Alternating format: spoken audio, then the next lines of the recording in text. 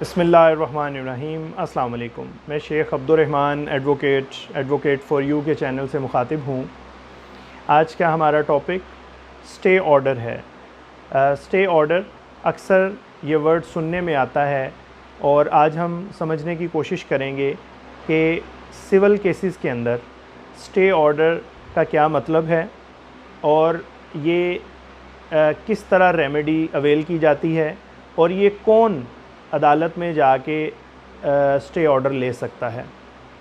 Topic पे आगे बढ़ने से पहले मेरी रिक्वेस्ट है कि काइंडली मेरा चैनल सब्सक्राइब करें ताकि मेरी तमाम कानूनी वीडियोस जो हैं, जो लॉ से रिलेटेड मेरी वीडियोस हैं, वो आप तक बर वक्त पहुँच सकें। स्टे ऑर्डर ये टर्मिनोलॉजी है, इसके अंदर ही इसका मतलब भी छुपा हुआ है। स्टे बेसिकली किसी को भी आपके राइट्स को वायलेट करने से रोकना है। इस बात का स्टे ऑर्डर कोर्ट देती है।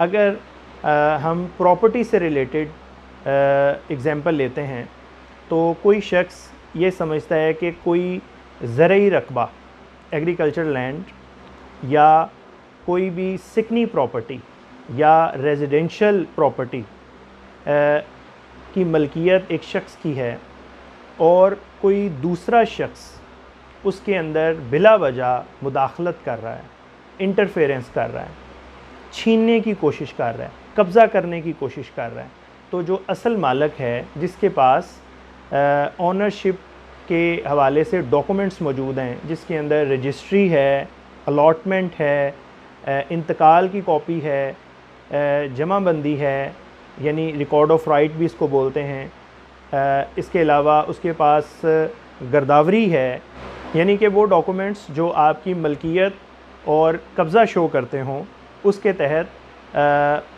मालिक जो है वो अदालत में जाकर सिविल सूट फ़ाइल करेगा और जो शख्स उसके मलकियत में, जो उसकी पोजेशन में, जो उसकी ऑनरशिप में बिला वजह मुदाखलत कर रहा है, उसको नोटिस करवाएगा और उसको रोकने के लिए कोर्ट से स्टे ऑर्डर मांगेगा। ठीक है जी। अब स्टे ऑर्डर जो है वो कोर्ट्स के अंदर दो तरह से दिया जाता है। एक तो होता है स्टेटस को।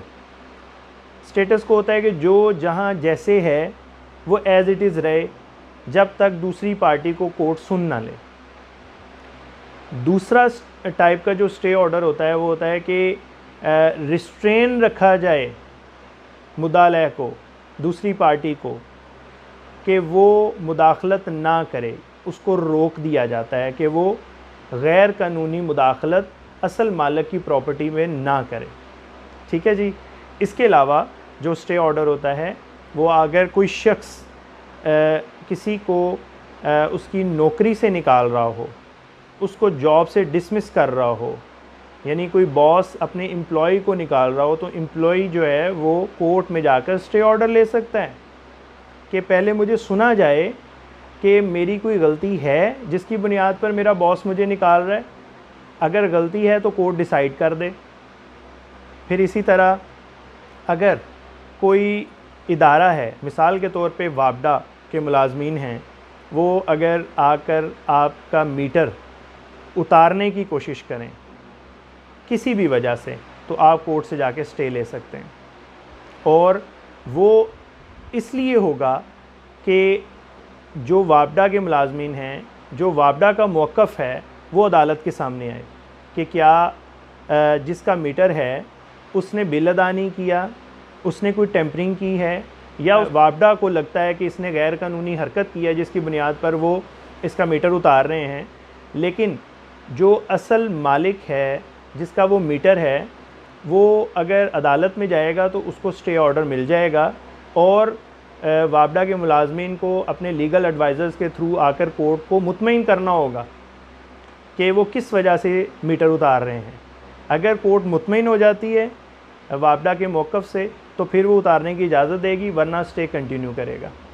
तो अब तक आप समझ चुके होंगे कि स्टे ऑर्डर क्या है और ये सिविल राइट को प्रोटेक्ट करने के लिए अदालत से स्टे ऑर्डर ले सकते हैं। होपफुली अब तक आपको स्टे ऑर्डर का मतलब या उसके जो बेनिफिट्स हैं उसका अंदाज़ा हो चुका होगा। अगर कोई भी आपके जहन में क्वेश्चन हो इस टॉपिक से रिलेटेड तो आप मुझसे कांटेक्ट कर सकते हैं। मेरा फ़ोन नंबर है 0300 460 9846 और मेरा ऑफ़िस एड्रेस है office number 309 Arooj centre, Faridkot road, Lahore high court, Lahore.